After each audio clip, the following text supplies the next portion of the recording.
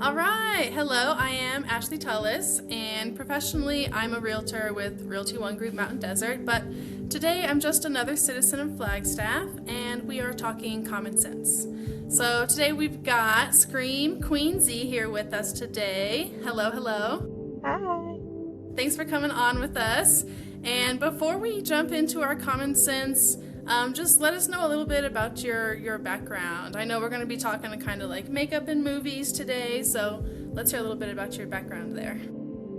I am a special effects artist, uncertified right now, but I have been practicing and learning new adaptations. So I've been doing it for about maybe 4 years now, professionally, technically. Their injuries need to stay common sensely together.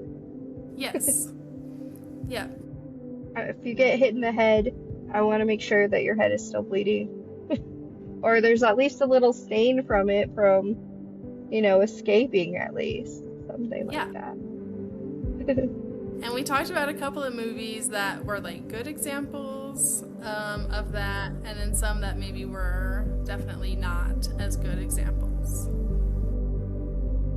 There's Fright Night. It's an old classic, horror cult classic. It's growing. I mean, a lot of people are starting to love it. And they have a lot of good practical effects, and I know it's pretty hard to put it all together in a sense, but it's still, some moments are a little casually like, you have to have the common sense to realize that this person just got injured and there's no injury on them. Like, I've seen Charlie, the main character, get thrown by Jerry into his closet, and no bruises, no blood, nothing. It just keeps beating him up, and he seems to look fine in the end. So it's like, what the heck? I kind of hate movies like that, but I think a lot of people probably don't They don't really, notice sometimes. yeah, don't notice, or, well, these are professionally made movies, but a lower budget movie wouldn't even have someone to do makeup like that. So, Oh yeah. you know, A B movie should work harder. No, I'm just kidding. They're already working hard enough. I would say CGI has to have more common sense, because when people get stabbed, they bleed and they bleed out, but the blood just disappears on their shirt, and I guess they're healed, apparently.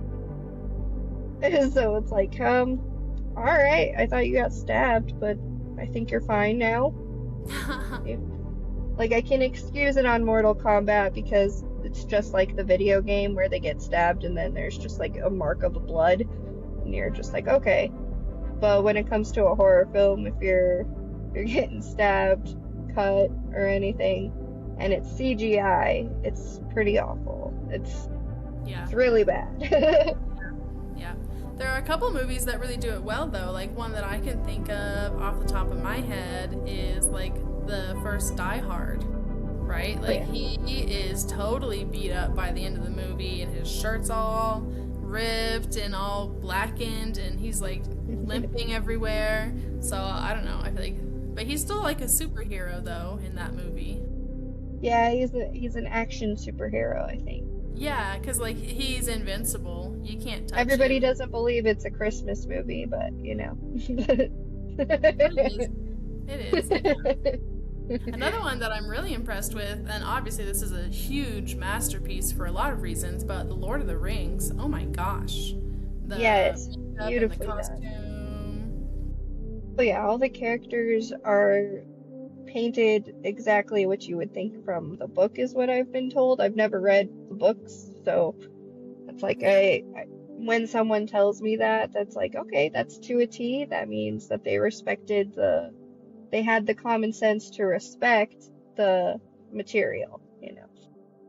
You always got to have that common sense to it. It's like, if you're gonna build a movie and we already know characters from it, we got to make them good and accurate and Yeah. welcoming.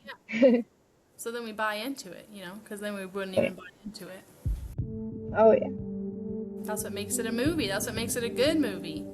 instead of just like, what the heck am I watching? Why am I watching this? Just Yeah, why? I feel like that about a lot of movies, especially like Oh yeah. 2025 movies. There's some I feel movies like a lot where of the you times don't I'm like, need a lot. why am I watching it? Yes, movie etiquette. Yes, it's the common sense to respect others in theater is a big deal nowadays. Like, I know a lot of people don't go to the movies often, but when you do go, you want to enjoy a big screen, the money you paid for, and not have to deal with the jerk on the side that's just being a jerk, you know? Yeah. And people don't really go to the movies as much these days. So I feel like there is some bad etiquette when you go to the movies because it's not that much of a like culture that it used to be. Oh yeah, that's like that kind of like breaks my heart because I'm a big movie person that goes to movie theaters all the time. When they started talking about streaming movies in the pandemic, it was scary because I was Hmm. like, does that mean we don't get to go to the theater anymore? That's like the biggest thing in the world to me. Yeah. And then we got it back, and the first movie we saw was Mortal Kombat. Or no, it was what do you call it? GVK, Godzilla versus Kong. Nice. Nice. I haven't seen that one still. I haven't seen that It's one a good still. one. You don't really need to like watch all the other movies. I will recommend it. It's pretty Well, good, especially I'm Team Kong. I don't give a darn what people say. Godzilla needed his help, and guess what? He helped him. So haters gonna hate. there we go. Uh-huh. Oh, that's funny. Yeah, But but yeah, I'm sorry. Go ahead. I was just gonna say that there isn't that much of a culture of movies these days. I feel like the movies are going downhill that they're making. They're not even making movies like the same that they used to that would like tug at your heartstrings. Now everything is they literally make movies because they expect you to be scrolling on your phone while you're watching the movie, and so then the movie Exactly. is like, oh my gosh, what am I watching? They just tell you the plot 600 times, and it's just, I think, crap. I think it spoils it a lot too. Like Yeah. when they're watching something on the like TikTok or something and they're just watching clips and it's like, oh well then you don't really need to know the plot anymore since you already know what happens. It's Yeah, worse or than a even person spoiling it for you. Just walking up and going, have you seen this movie? Oh, you're gonna love when this guy dies. Be like, thanks. I'll be anticipating that the whole time. Thank you. Now I'll just watch it sadly. I have hardly been to the movies even since COVID, maybe like 4 times in the past like 5 years. Yeah. Oh, I Dang, that remember that Cliff and I went to see that new Wes Anderson movie, Asteroid City. But again, I was just like, this movie is so strange, and it's just not like how they used to make movies. they're not as like creative anymore. It's very interesting how the creativity is kind of like disappeared. The common sense to have the creativity that you can make anything of your own, build your own story. Yes, it could be said millions of times, but you can make it your own. That's the like rule is like if you find something, like if I wanted to remake Evil Dead, I would make it, but I would stick to, the rules of the material, the practical effects, all that stuff. Try to keep it aligned. Like me and my boyfriend, we are working on like a tiny little fantasy script for Evil Dead. And it's literally just our own version of what the book could do to people. That's unique. I mean, a lot of people don't think they could probably make their own movies either. So I know that you've worked with, Cliff and I to make a couple movies, which I don't know if that one actually went out. That one didn't. That one had a big falling out. That was funny. That Um, sucked. We did a yeah, lot of cool effects, and yes. the And it common all just sense to leave it out, that was mean. was, yeah. And that's kind of what caused the issue in that movie. But people probably want to make their own movies. They don't know how, and they don't know how to get people to do makeup or costuming. So, that's something that you can at least offer to people here in Flagstaff. Are you trying to make that a big scene of yours? I would love to do that. I have cards and stuff like that for contact information. I'm always ready to like learn more ways to, because what we did was a slit throat, and I practiced on myself like 4 or 5 times, and perfected it as much as I could. And then when I had to do it on another human being, that was a little scary, but I had so much fun doing it. But it was weird, you know, putting this person in this situation where it's like, all right, I'm gonna stick this right above your throat, and then I'm gonna cut this. Don't worry, I'm not really gonna cut your throat. Trying to joke and make them feel comfortable, but it was a fun experience. I never felt that way about a job, and even if it wasn't like a paying job, I had the best time of my life. It was so much fun. So I'm not even asking for money. I'm just asking for like, experience so that I can at least get out there and show it off, actually. Yeah. Yeah. Because, yeah, doing it on yourself is a little different, and then going to cut on somebody else's neck, it's a little bit Oh different. man, Yeah. that was scary, but it was good. I didn't let him know that I was scared to do it, because then that would make it very, very scary for both of Yeah, us. a little awkward on both sides. No, that was a good one. Yeah, you did the slit throat and it looked really great. How did you do that? Like, how did you how did you like go from maybe beginner level to all the way doing a whole cut open neck? I decided to cheat and use YouTube do-it-yourself stuff, but I watched multiple different versions of it and what they like to use and what people would consider to use and stuff. And when it came to it, it came down to like analyzing what I wanted. So all I needed was 3 basic things, and I didn't have to freak out. I thought I wasn't going to be able to do it, to be honest. I was a little worried. And then as I was practicing, I learned that you use Kleenex. You can use Kleenex or what is it? Cotton balls, that's what they're called. But the cotton balls, it could look really bad. Like the flesh could look a little messed up. So doing that perfect line and being able to open up the throat and make it look like all I needed was just to watch the videos and physically do it to myself so that I could, adapt it to somebody else without hurting them. But it was, yeah, do it yourself YouTube videos. And then recently I've just been when I go on conventions, I go and talk to celebrities about how they feel about practical effects recently. So, and they tell me as long as you're, focused and you're easy on the person who you're doing it to, then you should be fine. And I'll be like, oh, okay, well, that's good then. Okay, so that's kind of a different area of focus, effects and things like that. Like a lot of people don't really know that that's even an option. Especially people in high school, like when you were in high school, probably people were like, oh, be a doctor or a lawyer or do this and that. Like no one thinks movies and special effects and makeup and costuming and stuff. Or even if you consider it, sometimes there's someone's like, that's not a real job. It's like, oh, great. All right, sorry. Yeah. Just considering, but okay. Yeah, right. I mean, it'd probably tough to break in, but definitely a real job and things that people need. Like we said, to make the story believable and things like that. So, well, that's cool. That's cool. I know a lot of people like when I was in high school, sometimes I would stay home from school and pretend to be sick, and then I would go home and like put a bunch of makeup on and try a bunch of different, styles and looks and things. So do you go out and about?